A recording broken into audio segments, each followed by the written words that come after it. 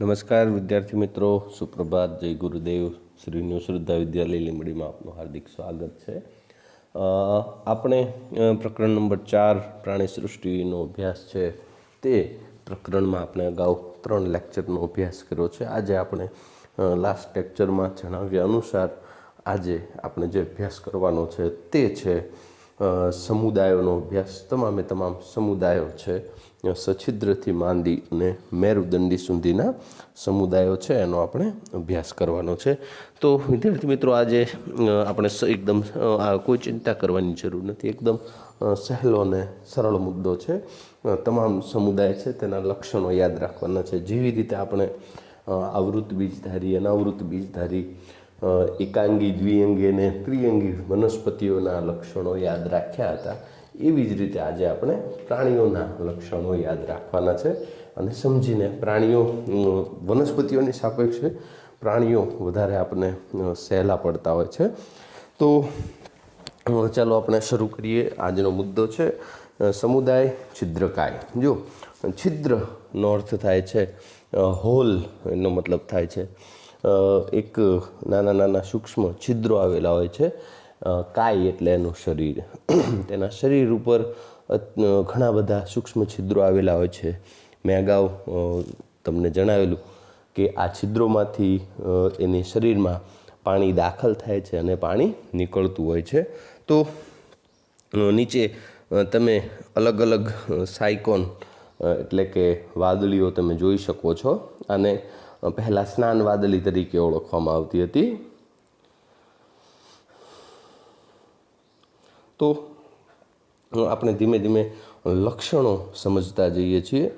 તો સૌથી પહેલાં વિદ્યાર્થી મિત્રો યાદ રાખજો કે આ સમુદાયના સભ્યો છે એ તમામ દરિયા એટલે કે ખારા પાણી નિવાસી છે અને તેઓ સ્પોન્જિયા અથવા તો સાયકોન એટલે કે વાદળી તરીકે ઓળખાય છે. સંપૂર્ણ સમુદાયના દરેક સભ્યને કોઈ અલગ નામ નથી, વાદળીઓના સમુદાય તરીકે જ ઓળખવામાં આવે છે. તેઓ સામાન્ય રીતે નિવાસ સ્થાનની જો વાત કરવામાં આવે તો તેઓ ખારા પાણીમાં એટલે કે દરિયાઈ નિવાસ સ્થાન ધરાવે છે. તેઓ મુખ્યત્વે અસમિતિ, જે અગાઉના પીરિયડ્સમાં આપણે વાત કરેલી, થોડું તમને દર્શાવી દઈએ કે અગાઉના લેક્ચરમાં જે આપણે વાત કરેલી, આ પ્રશ્નનો અભ્યાસ કરેલો કે સંપૂર્ણ જે સમુદાય છે તે અસમિતિ ધરાવે છે. એટલે કે એના શરીરના કોઈ પણ અક્ષ એટલે કે લંબ અક્ષે અથવા તો અરીય સમમિતિ અથવા દ્વિપાર્શ્વ સમમિતિ ધરાવતા નથી. એક પણ સમમિતિ ન ધરાવતા હોય તો આપણે એને અસમિતિ કહીએ છીએ. ત્યારબાદ વિદ્યાર્થી મિત્રો બીજું એનું લક્ષણ છે કે તે આદિ બહુકોષીય અને કોષીય આયોજનો ધરાવતા પ્રાણીઓ છે. અગાઉ આપણે વાત કરેલી કે એવો સમુદાય છે કે જેમાં માત્ર કોષીય રચના જ છે. કોષો ભેગા મળી પેશીઓ બનતી નથી અને પેશીઓ ભેગી મળી અંગો બનતા નથી. એટલે કે આનું શરીર છે માત્ર બહુકોષીય રચના જ ધરાવે છે. તેમાં કોઈ પેશીઓ કાર્ય કરવા માટે કંઈ ખાસ પેશીઓ અથવા તો ખાસ અંગોનો સંપૂર્ણ અભાવ હોય છે. તો અહીંયા આપણે સૌથી અગત્યનો શબ્દ છે તે યાદ રાખશું, આદિ. સૌથી જૂના બહુકોષીય અને કોષીય આયોજનો છે તે ધરાવે છે. કોષીય આયોજનો એમ કે આ પ્રાણીઓ ધરાવે છે. પેશી આયોજનો કે અંગ કે અંગતંત્રી આયોજનો તેઓ ધરાવતા નથી. ત્યારબાદ તેના નલિકા તંત્રની એટલે કે જે વોટર ટ્રાન્સપોર્ટ કેનાલ સિસ્ટમ છે તેની આપણે વાત કરીએ કે આપણે સામાન્ય રીતે એવો ખ્યાલ આવે કે પ્રાણીઓ છે એટલે સામાન્ય એનું લક્ષણ છે કે તેઓ હલનચલન અને પ્રચલન કરતા હોય છે, એક સ્થાનેથી બીજા સ્થાને જતા હોય છે, ખોરાક મેળવતા હોય છે, કારણ કે તેઓ ખોરાકની બાબતમાં સ્વાવલંબી નથી હોતા. પરંતુ અહીંયા વિદ્યાર્થી મિત્રો આપણે ખાસ યાદ રાખવાનું છે કે આ સમુદાયના મોટાભાગના પ્રાણીઓ છે, વાદળીઓ છે, તે પોતાનું કેમ કે દ્રઢકો એને આવેલા હોય છે. અહીંયા જો રચના કરવામાં આવે તો અહીંયા એની નીચે આ દ્રઢકોની રચના થયેલી હોય છે. આ જે દ્રઢકો છે તેની મદદથી તેઓ તેના આધાર સાથે ચોંટી રહેતા હોય છે, વળગી રહેતા હોય છે. પરંતુ હવે પાછો આપણને એવો પ્રશ્ન થાય કે જો એક જ સ્થાને તેઓ વસતા હોય છે, એક જ સ્થાને રહેતા હોય તો તેઓ ખોરાક કેવી રીતે મેળવી શકે? કારણ કે તેઓ ખોરાકની બાબતમાં પરોપજીવી એટલે કે પરાવલંબી જ હશે. તો અહીંયા એમની મદદે આવે છે એમના શરીરમાં રહેલા છિદ્રો. તો એમના જે નલિકા છે જેમાંથી પાણી પસાર થાય છે તે સિસ્ટમ આપણે જોવાની છે. તો આ પ્રાણી અહીંયા આપણે પાણી શરીર દીવારમાં રહેલા સૂક્ષ્મ છિદ્રો, એના સંપૂર્ણ શરીરમાં ઘણા બધા અસંખ્ય નાના નાના છિદ્રો આવેલા હોય છે અને આ છિદ્રોમાંથી એમ કે પાણી પસાર થતું હોય છે અને પાણીમાં એના ખોરાકના કણો આવેલા હોય છે તે ખોરાક મેળવી લે છે અને પાણી પસાર થતું હોય છે. તો વિદ્યાર્થી મિત્રો, આ જે છિદ્રો છે જેમાંથી પાણી દાખલ થાય છે તેને ઓસ્ટિયા કહેવામાં આવે છે અને જેમાંથી શરીર છે એમ કે જેમાંથી પાણી નિકાલ પામે છે તેને આશ્યક કહેવામાં આવે છે. તો બે શબ્દો ખાસ યાદ રાખવાના છે, ઓસ્ટિયા અને આશ્યક. ઓસ્ટિયામાંથી પાણી દાખલ થાય છે અને આશ્યકમાંથી એને શરીર ગુહામાંથી આશ્યક દ્વારા પાણીનો નિકાલ થાય છે. એટલે કે ઇનપુટનો મતલબ થાય છે જે વોટર ઇનપુટ છે તે ઓસ્ટિયા દ્વારા પાણી દાખલ થાય છે અને આશ્યક દ્વારા શરીરમાંથી બહાર નિકાલ પામે છે. તો વિદ્યાર્થી મિત્રો, અહીંયા આપણે 3 એના ઉદાહરણો આપેલા છે, સાયકોન, યુસ્પોન્જિયા અને સ્પોન્જિલા. આ એના ઉદાહરણો છે. આકૃતિ એવી કોઈ ખાસ તમે નથી એમ કે ચોક્કસ જ દોરવાની હોય, સામાન્ય એમ કે દેહ દોરી એના પર છિદ્રો દોરી શકો છો. અહીંયા વિદ્યાર્થી મિત્રો તમે જોઈ શકો છો કે શરીર પર અસંખ્ય છિદ્રો આવેલા છે. અહીંયા એવી કોઈ આંખ નથી, એવી આપણને રચના જોવા મળે છે, આંખ એમાં હોતી નથી. ત્યાર પછી આપણે વાત કરીએ કે જલ પ્રવાહનો જે આ માર્ગ છે, એટલે કે જે આપણે વાત કરી ઓસ્ટિયા અને આશ્યકની, તો એ ઓસ્ટિયા અને આશ્યક આ માર્ગ ખોરાક એકત્રિત કરવામાં, શ્વસન વાયુઓની આપલે કરવામાં અને નકામા પદાર્થોના નિકાલ એટલે કે ઉત્સર્ગ કરવામાં ખૂબ અગત્યનો તેઓ ભાગ ભજવે છે. તો અહીંયા વિદ્યાર્થી મિત્રો, આ ખાસ તમે યાદ રાખશો કે જે છિદ્રો છે એનું તમારે ખાસ નામ નિર્દેશન અહીંયા આકૃતિ દોરો ત્યારે કરવાનું છે કે આ બધા છિદ્રો છે. તો આ છિદ્રોનો ઘણીવાર 1 માર્ક્સના પ્રશ્નમાં પૂછાય છે કે તેની ઉપયોગિતા જણાવો. તો આપણે એની ઉપયોગિતા કહેવાની છે કે એ પાણી દાખલ થાય છે અને નીકળે છે ત્યારે એ પાણીમાંથી તેઓ પોતાનો ખોરાક પણ મેળવી લેતા હોય છે. એ સિવાય તેઓ શ્વસન વાયુઓની આપલે એટલે કે ઓક્સિજન લેવો અને કાર્બન ડાયોક્સાઇડ દૂર કરવો તે પણ આ છિદ્રની મદદથી થાય છે. અને એ સિવાય જે નકામા ઉત્સર્ગ દ્રવ્યો છે, મળ જેને આપણે કહીએ છીએ, ઉત્સર્ગ દ્રવ્યોનો નિકાલ પણ આ છિદ્રો દ્વારા જ તેઓ કરે છે. તો ત્યારબાદ વિદ્યાર્થી મિત્રો આપણે વાત કરીએ છીએ પછીનો મુદ્દો છે એના છિદ્રોની આવશ્યકતા આપણે ખાસ જોઈ લીધી છે. ત્યાર પછી જે મુદ્દો છે એ છે છિદ્રિષ્ટ ગુહા અને નલિકા તંત્રનું અસ્તર કોલર કોષોનું બનેલું હોય છે. હવે જો અહીંયા કોલર કોષોની અગત્યતા આપણે નેક્સ્ટ જે અન્ય પેલો સમુદાય છે તેમાં આપણે કરીશું, પણ અહીંયા ખાસ 1 માર્ક્સના પ્રશ્નમાં પૂછે છે કે વાદળીમાં છિદ્રિષ્ટ ગુહાનું જે નલિકા તંત્ર છે તેનું અસ્તર શેનું બનેલું હોય છે. આપણામાં પણ ઘણા બધા કોષોના પ્રકારો આવે છે, સ્તંભ કોષો છે. તો આ જે અસ્તર છે એ ખાસ યાદ રાખવાનું છે કે તેઓ કોલર કોષોનું બનેલું હોય છે. પાચન અંતઃકોષીય છે, એટલે કે સીધું જ ખોરાક ગ્રહણ કરે છે અને તેમાંથી કોષાંતરીય પાચન એટલે કે સીધું પોષણ કોષોને મળતું હોય છે.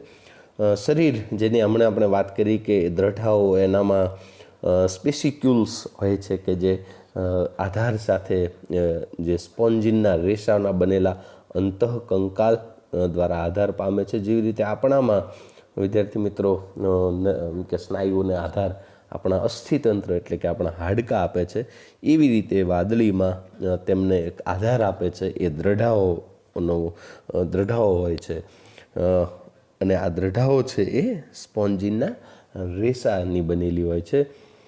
ત્યારબાદ વિદ્યાર્થી મિત્રો સૌથી અગત્યનું પ્રાણી છે કે પ્રાણીઓ છે એ ઉભયલિંગી છે, એટલે કે એમાં નર વાદળી કે માદા વાદળી હોતી નથી. ખાસ અગત્યનો આ ગુણ છે એ યાદ રાખવાનું છે.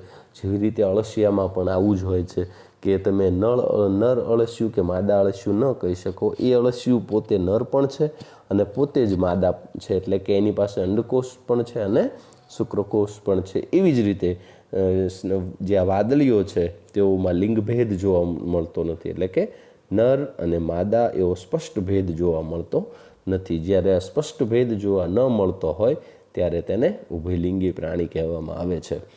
તો એટલે કે અંડકોષો અને શુક્રકોષો એક જ પ્રાણી દ્વારા ઉત્પન્ન થાય છે. આપણે ખાસ યાદ રાખવાનું છે કે શુક્રકોષ અને અંડકોષ આ એક જ પ્રાણી ધરાવે છે, લિંગભેદ જોવા મળતો નથી. હવે જોવાનું છે એમાં પ્રજનન અને ફલન વિકાસ. તો સૌથી પહેલાં વિદ્યાર્થી મિત્રો જો જોવામાં આવે કે વાદળીમાં અવખંડન દ્વારા લિંગી પ્રજનન અને જન્યુઓના નિર્માણ દ્વારા લિંગી પ્રજનન. જો અવખંડનનો મતલબ થાય છે કે એનું જે દેહ છે, એનું શરીર છે, એમાંથી કોઈ પણ અક્ષે જ્યારે ટુકડો થાય છે તો એ દરેક ટુકડો છે એ નવી વાદળીના શરીરનું નિર્માણ કરે છે, નવી સાયકોન બનાવે છે, નવું સજીવ બને છે. તેને આપણે અવખંડન દ્વારા પ્રજનન કહીએ છીએ. જ્યારે એવી જ રીતે એમ કે આપણે કીધું કે સ્પષ્ટ લિંગભેદ જોવા મળતો નથી, એટલે કે એ જ પ્રાણી નર પણ છે અને એ જ પ્રાણી માદા પણ છે. તો એ જન્યુઓ પણ ઉત્પન્ન કરે છે, એટલે કે શુક્રકોષો અને અંડકોષો પણ મુક્ત કરે છે. અને આ શુક્રકોષ અને અંડકોષનું સંયુગ્મન થાય છે. અંડકોષ છે તે ફલિત થાય છે અને તેમાંથી ભ્રૂણ બને છે અને નવું પ્રાણી બનતું હોય છે, નવું પ્રાણીનું નિર્માણ થતું હોય છે. ત્યારબાદ વિદ્યાર્થી મિત્રો ફલન અને ગર્ભ વિકાસની આપણે વાત કરવાની છે. તો કે તેઓ અંતઃફલન. હવે જો અહીંયા વિદ્યાર્થી મિત્રો તમને શબ્દ સમજવા મળશે કે અંતઃફલન. ફલન છે એ માદા શરીરની જેને કહેવાય કે અંદર થતું હોય છે. અને ડિંભીય અવસ્થા એટલે કે લાર્વા સ્ટેજ તમે જોયું હશે કે મચ્છર પાણીમાં ઈંડા મૂકે છે, પછી તમે નાની નાની ઈયળો એકદમ સ્પ્રિંગની માફક ઉછળતી હોય એવી ઈયળો તમે જોઈએ છે. એ એનું લાર્વા સ્ટેજ છે કે ઈંડામાંથી પહેલાં લાર્વા બને છે ને લાર્વામાંથી પછી ત્યારબાદ બાળ મચ્છરનું નિર્માણ થતું હોય છે. જેવી રીતે એમ કે આપણી જે અવસ્થા છે શિશુ અવસ્થા, બાલ્ય અવસ્થા, એવી રીતે આપણે એનું એક અવસ્થા છે. પરોક્ષ વિકાસ છે જે બાહ્યાકાર રીતે પુખ્ત પ્રાણીથી જુદો પડે છે. ઘણા આ આદ્ય પ્રાણીઓનું આ લક્ષણ છે કે ઘણીવાર આપણે એની ગર્ભીય અવસ્થામાં માનો કે કોઈ વાનરનું બચ્ચું અને માણસનું એમ કે જ્યારે બાળક ગર્ભમાં હોય છે તો આપણે એને સ્પષ્ટ અલગ નથી કરી શકતા હોતા. ઈંડામાં રહેલી માછલીનું બચ્ચું અને ઈંડામાં રહેલું દેડકાનું બચ્ચું એ બંને સરખા જ લાગે છે, કારણ કે તેઓ એક જ સમુદાયમાંથી ઉતરી આવેલા છે. તેઓ જેને કહેવાય કે એમનું પૂર્વજ એક છે, એટલા માટે એટલે કે મત્સ્યમાંથી જ દેડકો ઉતરી આવેલો છે ને વાનરમાંથી જ માણસનો ઉત્ક્રાંતિ થયેલી છે. એના કારણે તેઓ સ્પષ્ટ દેખાતા નથી હોતા. ત્યારબાદ વિદ્યાર્થી મિત્રો એના ઉદાહરણ આપણને આપેલા છે. ખાસ ઉદાહરણો આપણે ધ્યાન રાખી યાદ રાખવાના છે. સાયકોન, સાયફા, સ્પોન્જિલા એકમાત્ર ઉદાહરણ છે મીઠા જળની વાદળી છે. બાકી મોટા ભાગના જે સભ્યો છે તે ખારા પાણીમાં નિવાસ કરે છે. અને છેલ્લું છે યુસ્પોન્જિયા, એટલે કે એને સ્નાન વાદળી કહેવામાં આવે છે. તો વિદ્યાર્થી મિત્રો સૌથી સહેલો અને સૌથી પહેલો જે સમુદાય છે તેનો આપણે અભ્યાસ કર્યો છે. સમુદાય સછિદ્ર અથવા તો છિદ્રકાય, સછિદ્ર પણ કહી શકો છો, એટલે કે છિદ્ર સાથેનું શરીર એવો અર્થ તમે કરી શકો છો. ત્યારબાદ વિદ્યાર્થી મિત્રો જો આપણે જોવા જઈએ તો સૌથી સરળ દેહ રચના છે. લિંગભેદ જોવા નથી મળતો એનું સૌથી અગત્યનું લક્ષણ છે. અને તેના શરીરમાં આવેલા છિદ્રો, એના ખાસ પ્રકારો આપણે યાદ રાખવાના છે. જે નાના છિદ્ર છે, સૂક્ષ્મ છિદ્રો છે, એટલે કે ઓસ્ટિયા અને આશ્યક છે, તે આપણે ખાસ યાદ રાખવાના છે. કારણ કે તેમાંથી પાણી દાખલ થાય છે અને પાણી નિકાલ પામે છે. આ દાખલ અને નિકાલ થાય છે ત્યારે તેઓ જેને કહેવાય કે પોતાનો ખોરાક પણ મેળવે છે. નલિકા તંત્રનું જે અસ્તર છે, કોલર કોષો, અહીંયા આપણે ખાસ યાદ રાખવાના છે છિદ્ર સમુદાયમાં. અને તેમના શરીરમાં રહેલી દ્રઢાઓ છે જે તેને આધાર સાથે ચોંટી રહેવા બળ પૂરું પાડે છે. અને તેની દ્રઢાઓની રચનામાં જેને કહેવાય કે સ્પોન્જના બનેલા રેસાઓ, સ્પોન્જને ખાસ તત્વ છે જેવી રીતે આપણામાં રાતા સ્નાયુ અને પીળા સ્નાયુઓ આવેલા હોય છે, એવી રીતે ટૂંકમાં એનું સ્નાયુ સંબંધિત એવું કાર્ય કરતા હોય છે. ત્યારબાદ અંતઃફલન છે, પરોક્ષ વિકાસ છે અને બાહ્યાકાર રીતે પુખ્ત પ્રાણીથી જે અલગ વિકાસ થતો હોય છે ને પરોક્ષ વિકાસ કહેવામાં આવે છે. અને છેલ્લે એના ઉદાહરણોમાં સ્પોન્જીલા અને યુસ્પોન્જિયા તેમજ સાયકોન સાયફા આપણે યાદ રાખવાના છે. તો ત્યાર પછી આપણે નેક્સ્ટ સમુદાય પર જઈએ છીએ.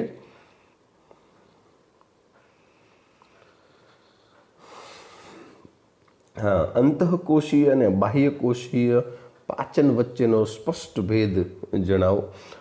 તો સૌથી પહેલાં આપણે જોવાનું છે કે અંતઃકોષીય પાચન કોને કહેવાય છે અને બાહ્યકોષીય પાચન કોને કહેવાય છે. તો વિદ્યાર્થી મિત્રો, અંતઃકોષીય પાચનનો અર્થ થાય છે કે જો ખોરાક અત્યંત સૂક્ષ્મ કણો છે એ કોષમાં દાખલ થાય અને પાચન કોષની અંદર થાય તો એને અંતઃકોષીય અથવા તો કોષાંતરીય પાચન કહેવામાં આવે છે. આપણે અહીંયા ખાસ જોયું કે જે આશ્યક અને ઓસ્ટિયા, જેમાંથી કે પાણી સછિદ્ર સમુદાય, છિદ્રકાય સમુદાયના પ્રાણીઓમાંથી પાણી દાખલ થાય છે અને એ દાખલ થતા પાણીમાંથી પોતાનો ખોરાક મેળવી લે છે.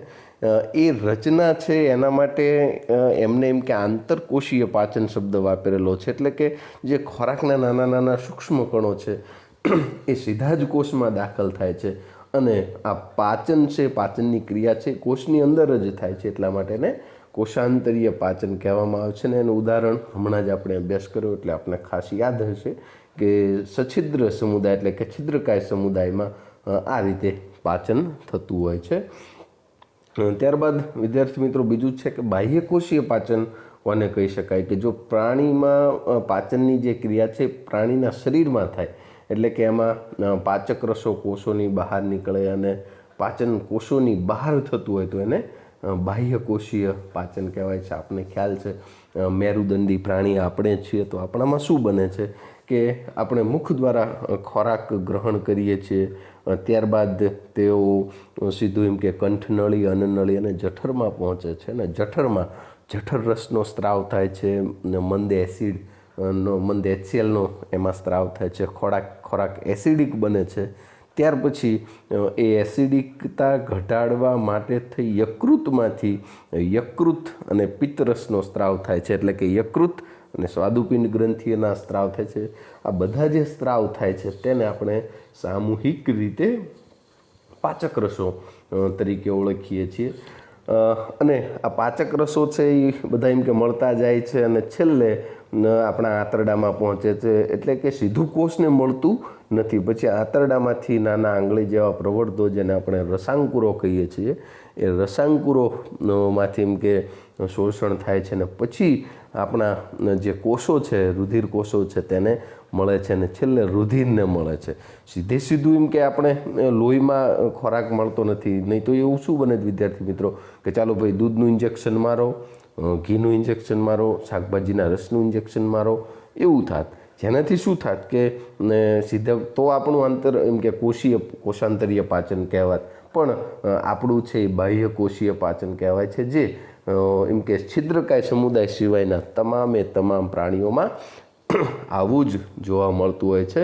તો ખાસ યાદ રાખજો વિદ્યાર્થી મિત્રો, કોષાંતરીય પાચન એટલે કે આંતરકોષીય પાચન અને બાહ્યકોષીય પાચનની આપણે વાત કરી છે.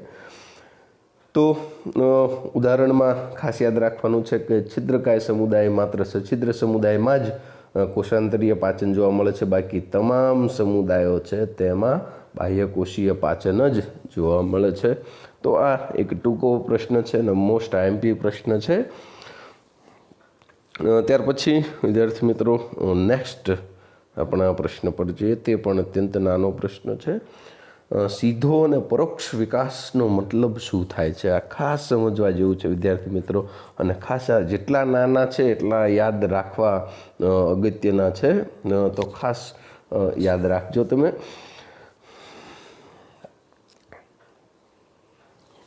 સીધો વિકાસ સૌથી પહેલાં જે પ્રાણીઓમાં ઈંડામાંથી ઉત્પન્ન થતો સજીવ તેના પિતૃઓને મળતો આવે એટલે કે તેના જેવા જ લક્ષણો ધરાવે તેમનો વિકાસ સીધો કહેવાય છે. દાખલા તરીકે સસ્તન પ્રાણીઓ. હવે જો વિદ્યાર્થી મિત્રો, તમને પાછું એવું થાય કે સાહેબ આપણે ક્યાંય ઈંડા મૂકીએ છીએ, નથી ગાય ભેંસ ઈંડા મૂકતા.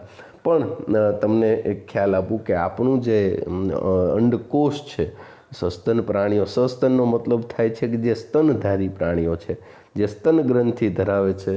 માદામાં સક્રિય સ્તન ગ્રંથિ હોય છે અને પોતાના બાળકને એમ કે દૂધ પીવડાવે છે. આ એ સમુદાય છે. પક્ષીઓ સસ્તનમાં નથી આવતા. ઓકે, તો વિદ્યાર્થી મિત્રો, જ્યારે એમ કે અંડકોષ છે એ ફલિત થાય છે, સમાગમ દરમિયાન શુક્રાણુ છે અંડકોષને ફલિત કરે છે અને આ અંડકોષ છે એ માદાના, જેને કહેવાય કે ગર્ભાશયમાં સ્થાપન થાય છે. મધ્ય ગર્ભસ્તરમાંથી કરોડરજ્જુ એટલે કે મેરુદંડનું નિર્માણ થાય છે. અગાઉ આપણે શીખી ગયા છીએ. ઓકે, તો જે એમ કે પ્રાણીના અંડકોષ અથવા તો આપણે જે માદામાં ફલિત અંડકોષ છે, આ ફલિત અંડકોષને ફલિતાંડ કહેવાય છે. આ ખાસ યાદ રાખજો કે ફલિત અંડકોષને ફલિતાંડ કહેવાય છે. ઓકે, તો આ જે ફલિત અંડકોષ બને છે અને એ અંડકોષ ગર્ભાશયમાં સ્થાન પામે છે અને ત્યારબાદ એમ કે તેનો જે વિકાસ થાય છે, આ વિકાસ દરમિયાન એના પિતૃઓને મળતો આવે છે. હું જો ખાસ યાદ રાખજો કે હમણાં મેં વાત કરી કે આપણે કહી નથી શકતા કે વાનર છે કે માણસ, પણ આપણે ખ્યાલ છે કે આ હોમોસેપિયન્સ એટલે કે એને એપ કહેવાય, ટૂંકમાં એને એપ કહેવાય, કે જે વાનરમાંથી ઉતરી આવેલા છે, એના પિતૃઓ જેવું લાગે છે. એટલે આપણે કહી શકીએ કે આ ચોક્કસ રીતે મનુષ્ય કે જે વાનરમાંથી ઉતરી આવ્યો છે તેનું જ આ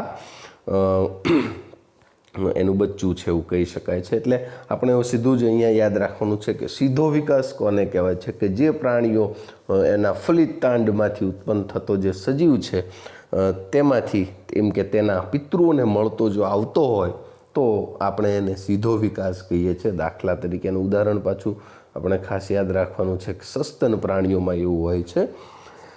આપણે ખ્યાલ છે ગાય ભેંસ એના વાછરડા છે, બચ્ચા છે, એમ કે એના પિતૃઓને જ મળતા આવતા હોય છે. પરોક્ષ વિકાસમાં આપણે ખાસ યાદ રાખવાનું છે કે એ એમના પિતૃ જેવા જેમ કે અલગ અલગ અવસ્થાઓમાંથી પસાર થતા હોય છે. મેં દેડકાની વાત કરી, કે મચ્છર જ્યારે ઈંડા મૂકે છે તેની વાત કરી, કે એ ઈંડા મૂકે છે પછી ઈંડામાંથી સીધું બચ્ચું નથી બનતું, એ ઈંડામાંથી ઈયળ બને છે. એક સામાન્ય તમને ઉદાહરણ આપું વિદ્યાર્થી મિત્રો, કે હાલમાં અત્યારે આપણા એમ કે કપાસમાં એક રોગ આવેલો છે, ગુલાબી ઈયળોનો ઉપદ્રવ વધારે છે. તો એ ગુલાબી ઈયળો એ કપાસના ફળની અંદર હોય છે. તો અંદર ઈયળો ઘૂસેલી નથી હોતી, બહારથી ક્યાંય હોલ નથી હોતો, પરંતુ એનું ખાસ જે ફૂદું આવે છે, જે પતંગિયું આવે છે, એ પતંગિયું એમ કે જ્યારે કપાસનું ફૂલ ખીલેલું હોય છે ત્યારે એ ફૂલની અંદર ઈંડા મૂકે છે અને એ ઈંડા છે એ પરિપક્વ થતા જાય છે, એમ કપાસનું ફળ મોટું થતું જાય છે. એ ઈંડામાંથી સીધું બચ્ચું નથી બનતું હોતું, જેમ કે આ કીટક વર્ગમાં ઈંડામાંથી ઈયળ બને છે અને આ ઈયળમાંથી પછી પતંગિયું બને છે. તો જે ઈયળ છે એના પિતૃઓ જેવી બિલકુલ લાગતી હોતી નથી. ઓકે, તો આને કહેવાય છે પરોક્ષ વિકાસ. તો અહીંયા આપણે જોઈએ કે જે પ્રાણીઓમાં ઈંડામાંથી ઉત્પન્ન થતો, જે પ્રાણીઓમાં ઈંડામાંથી ઉત્પન્ન થતો સજીવ તેના પિતૃઓને મળતો ન આવતો હોય, આ ખાસ યાદ રાખવાનું છે કે મચ્છરમાંથી તમે પાણીમાં ઘણીવાર બંધિયાર પાણી હોય છે તો એમાં જોયું હશે કે એ બંધિયાર પાણીમાં ઈયળો સ્પ્રિંગની માફક ઉછળતી હોય એવું તમે જોયેલું છે. તો એ ડીંભ છે ને એ ભવિષ્યનું મચ્છર છે, પણ એ મચ્છર જેવું બિલકુલ લાગતું હોતું નથી અને પાંખો હોતી નથી. તો એને મચ્છરને કંઈ લેવા દેવા આપણે લાગતો ન હોવાથી આપણે કહી શકીએ કે એ વિકાસ છે એ પરોક્ષ વિકાસ છે. પણ અહીંયા આપણે સીધી સાદી વ્યાખ્યા રાખવાની છે કે ફલન દરમિયાનના એમ કે વિકાસમાંથી, એટલે કે ઈંડામાંથી જ્યારે સજીવ અંડકમાંથી નીકળે છે ત્યારે એના પિતૃઓને મળતો હોય તો સીધો વિકાસ, નહીં તો પરોક્ષ વિકાસ. ઓકે, તો જે પ્રાણીઓના ઈંડામાંથી ઉત્પન્ન થતો સજીવ તેના પિતૃઓને મળતો ન આવતો હોય, એટલે કે ડિંભીય અવસ્થા પસાર કર્યા બાદ તે પિતૃઓને મળતો હોય તો એને એ વિકાસને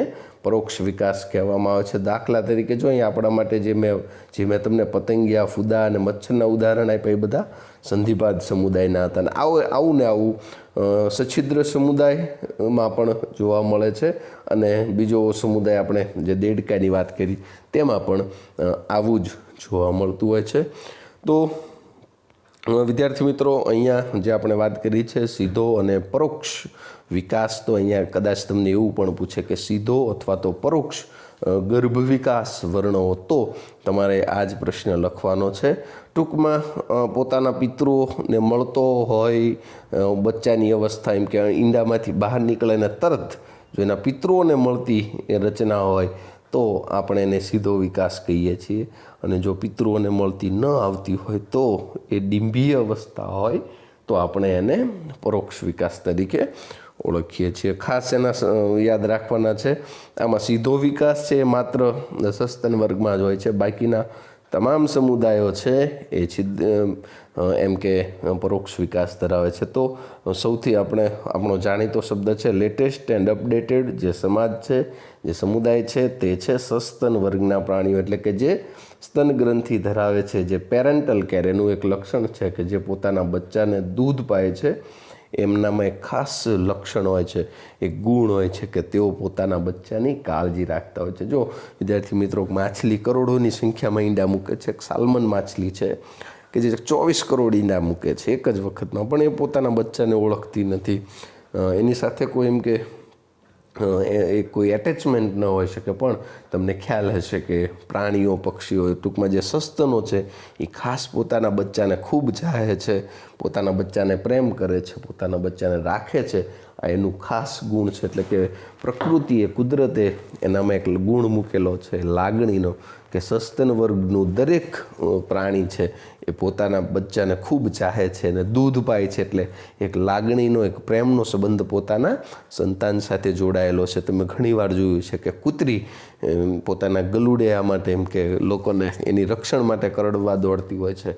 આ એનું એક સામાન્ય ઉદાહરણ છે. અમથા એમ કે કૂતરા છે, બિલાડા છે, વાઘ, સિંહ છે, એ કોઈ પણ પ્રાણી છે કે જે પોતાના બચ્ચાને દૂધ પાય છે, તે પોતાના બચ્ચાને લાગણીથી તેઓ રાખતા હોય છે. આ એનું ખાસ લક્ષણ છે અને એને આપણે અંગ્રેજીમાં પેરેન્ટલ કેર કહેવાય છે, કે એ પોતાના બચ્ચાની હંમેશા કાળજી રાખતા હોય છે. તો વિદ્યાર્થી મિત્રો, અહીંયા આપણે એક મોટો પ્રશ્ન અને 2 નાના પ્રશ્ન લીધેલા છે. નેક્સ્ટ જે આપણો લેક્ચર હશે એમાં આપણે કોષ્ઠાંતરી એટલે કે દંશક સમુદાયના લક્ષણોનો અભ્યાસ કરીશું. આ બધામાં વિદ્યાર્થી મિત્રો ખાસ તમે યાદ રાખજો કે સમુદાય સછિદ્ર જેટલો તમે ચીવટથી, જેટલો ચોકસાઈથી તૈયાર કરશો, એટલો તમને અન્ય સમુદાયના લક્ષણો વધારે યાદ રહેશે, વધારે સમજાશે. તો ખાસ કાળજીપૂર્વક સછિદ્ર સમુદાય એટલે કે છિદ્રકાય સમુદાયનું વાંચન કરજો, સમજી અને યાદ રાખજો. નેક્સ્ટ લેક્ચરમાં નેક્સ્ટ દિવસે આપણે મળીશું. ત્યાં સુધી આવજો. ખૂબ ખૂબ આભાર.